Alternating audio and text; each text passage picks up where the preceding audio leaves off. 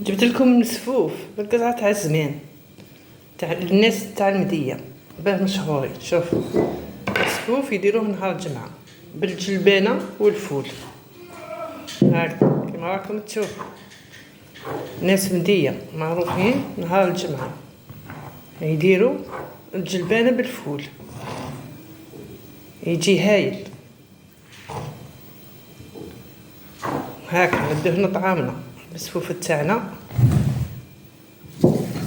ومعاه واش يحطوا الرايب واللبن تاع الريتلة، هكذا يشربوه باللبن تاع الريتلة وتجي فيها الزبدة من الفوق.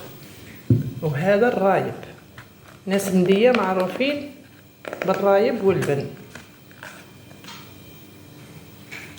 شوف الرايب يجي معمر بالزبدة من فوق، ناس مدية مشهورين باللبن والرايب.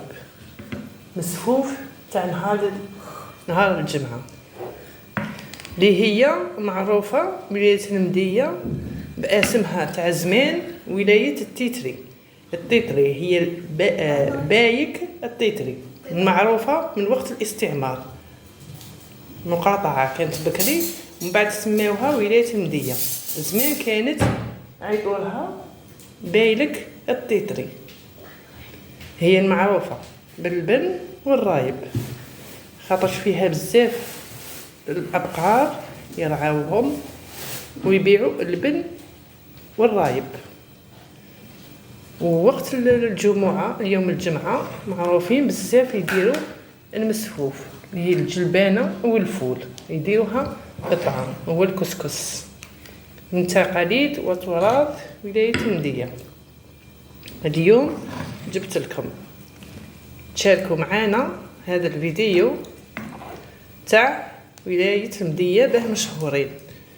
واللي عجبوا الفيديو اللي هضرنا عليه ولاية المدية بالرايب والبن باه معروفين يديرونا لايك باه الفيديو يطلع.